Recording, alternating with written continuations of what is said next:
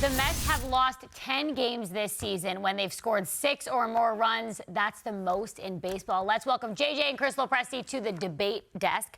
Guys, this game ended with some controversy. Buck decided to take out David Robertson, pitched a scoreless eighth, put in Ottavino, gave up the homer. Mets lose. Chris, we'll go to you first. Do you agree with that decision to take him out? No, I don't love it, especially David Robertson, such a reliable veteran guy that you have a lot of confidence in, and scoreless eighth inning in 8 pitches, 7 strikes. So I understand Buck's point about the schedule, and I understand why they want Ottavino facing right-handed hitters, even though it's the heart of the lineup.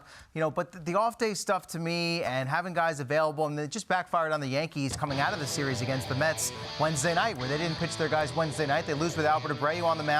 Off day Thursday, blowout loss Friday, rain out Saturday. All of a sudden, your main guys aren't seeing the mound. So I understand that this has sort of been closure by committee situation. You were also in a spot where you're going into the bottom of the 9th tie game. I get all that. But if you're asking me which of the 2 pitchers I have more faith in, it's always going to be David Robertson. So if he's looking good, let him go. Give him another inning. I'm right there with you. And normally, you think about what Buck Showalter has done in the past when he flip-flops his 8th inning guy and his 9th inning guy. He did it a lot last year with Edwin Diaz.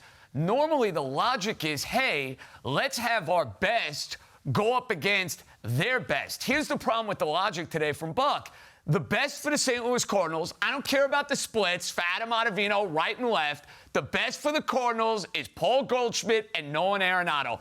Period. End of discussion. I want my best against their best. And I'm sorry, Adam Ottavino is not the Mets' best. So what happens? He faces Nolan Arenado, Niki, with the game on the line, and he goes Yahtzee. So, yeah, I wanted David Robertson to go and pitch in the 9th inning, but I don't like the logic there looking at the 8th and the 9th inning because of who was coming up for St. Louis. Yeah, could have ended totally different. Well, it was also another sloppy performance for the Mets. 2 errors out in the field. It doesn't look like Buck really has things under control. Do you guys have any thoughts that he doesn't have the team where they need to be? JJ, we'll go to you. Yeah, it's a loaded question, Niki, because there are a lot of the same guys who are on this Met team last year where they're doing everything right in the field. They're running the bases flawlessly. They're playing unbelievable defense. I mean, outside of Francisco Alvarez, outside of Brett Beatty, and yeah, Tommy Pham is a new addition. I mean, the likes of Brandon Nimmo and Eduardo Escobar and Jeff McNeil and Alonso and on we go.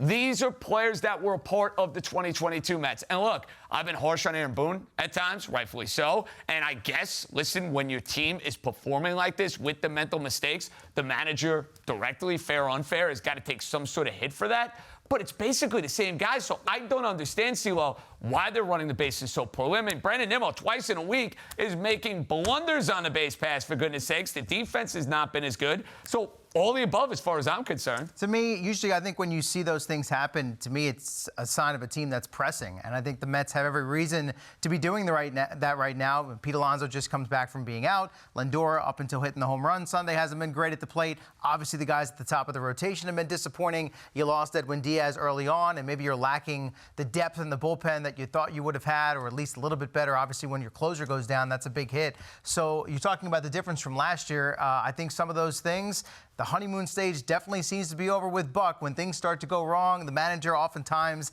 takes the slings and the arrows. We've seen it happen with Aaron Boone with the Yankees. I think that's what Buck's experiencing right now. But he can't go out and play. And they always say you can't fire all the players. You can only fire the manager. I don't think we're getting to that point. But obviously things have to turn around for this not to be as disappointing a season as it's been so far.